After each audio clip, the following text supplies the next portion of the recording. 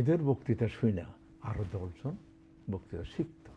রুমিন ফারহানা আসলে তাদের ইনসাইড পলিটিক্সটা আমি জানি না, তাকে কেন নমিনেশন দেওয়া হয়নি। হয়তো হাইকমান্ডের অন্য কিছু, তার জন্য অন্য কিছু চিন্তা ভাবনা করে রাখছে। হয়তো উনি এলাকায় নমিনেশন পেতে চাইছে, সেটা হয়তো হয়নি।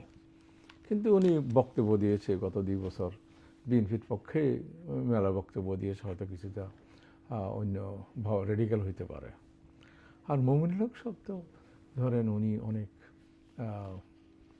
কী বলে এটাকে, ওনাকে তো সেই পতিত সরকার ওনার প্রতি অনেক নির্যাতন চালিয়েছে, নানা রকম দুর্নাম করেছে, হাত কড়া পড়িয়েছে, অনেক নির্যাতনের শিকার। এবং আমি দেখেছি ওনার সাথে দেখাও হয়েছে, একটু পরিচয় হয়েছে। ওনারা কিন্তু খুব ডেডিকেটেড হেফাজতের জন্য। এবং ওনাদের সামনেই সেই 13 সালের 5ই মে শত শত ছেলে মেয়ে আত্মাহুতি দিল, তাদেরকে মেরে ফেললো।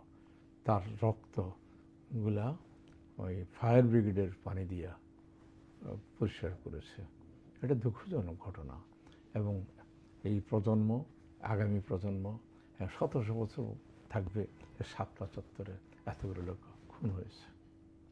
আচ্ছা, আমরা তাদের রাজনীতি বা অতীত বিষয়ে আপনার ধারণা কি? বেশার রুমিন পারভানার কথাও যদি বলি, তারা আলোচিত হয়েছে, আবার সমালোচিত হয়েছে বিভিন্নভাবে, মামুনুল হকও তাই।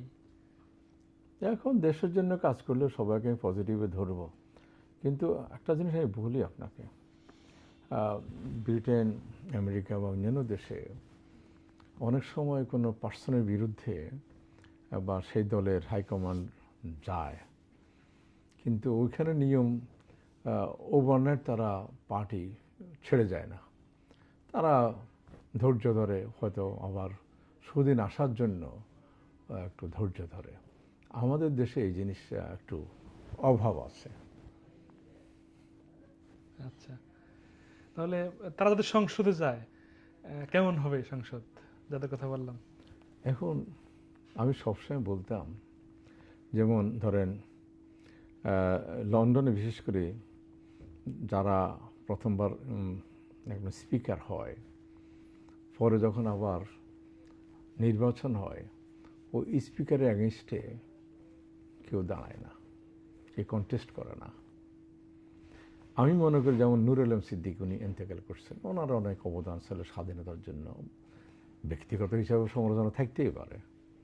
কিন্তু আমি মনে করি যে তখন একটা উনি যেই দল করতো, সেই দল একটা এই সিট ছেড়ে দিয়ে তাকে পার্লামেন্টে নেওয়া উচিত ছিল, আসমরকে পার্লামেন্টে নেওয়া উচিত ছিল। আমাদের এলাকায় যে আওয়ামী লীগের প্রধান ছিলেন, উনিও মারা গেছেন, মাহমুদ আলম বেলায়, যে সুন্দর বক্তৃতা দিত, ফেরদৌস কুরেশি, তারপরে খালেদ মোহাম্মদ আলী, এদের বক্তৃতা আমি সকানে শুনেছি।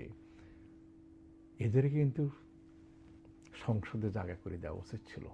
এদের বক্তৃতা শুই না আরও 10 জন বক্তৃতা শিখত। আমরা এই একটা জায়গায় সম্ভবত একটা রেরাশেষি, কৃপণতা, মনের উদারতা কখনো দেখাতে পারিনি। আচ্ছা, লাস্ট প্রশ্ন হচ্ছে যে জামায়াত যদি ক্ষমতা আসে, আপনার কি মনে হয় দুর্নীতি বাড়বে নাকি কমবে? চাঁদাবাজি, দুর্নীতি, দখলদারিত্ব, এগুলো বাড়বে নাকি কমবে বলে মনে করেন যদি জামায়াত ক্ষমতা আসে? না, এখন তো জামাত তো কমিটেড যে আমরা ওই আমরা দুর্নীতি উঠাবো, দুর্নীতি উঠানোর চেষ্টা করব। এবং অন্য দল যারা আছে তারাও একই কথা বলেছে। এগুলো আমাদের দেখার বিষয়। এখন আমি বারবার শুনতেছি যে জোট করবে, আবার ভেঙে যাচ্ছে, এই মামুনুল হক বেরিয়ে এখন যাচ্ছে, এই সরমনা বেরিয়ে যাচ্ছে। আন্ডারস্ট্যান্ডিংয়ের ব্যাপার, যা তাদের নিয়ে সবাই দলের স্বার্থলা দেখে, কারণ সেখানে স্বার্থক্ষুণ্ণ হলে তারা হয়তো আগাতে পারতেছে না।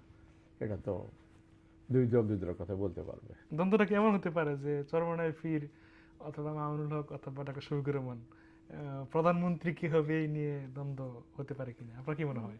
না, মনে হয় এখন ব্যাপার হচ্ছে আগে ইলেকশনটা হওয়া জরুরি। আপনারা তো একটা ইলেকশন ফেয়ারলি হোক, একটা ইলেকশন ফেয়ারলি হইলে না আমরা এগুলো চিন্তা করতে পারবো। সে পর্যন্ত যেতে পারতেছি না আমরা, আগে যা হোক। তারপর চিন্তা করবে কে হওয়া উচিত।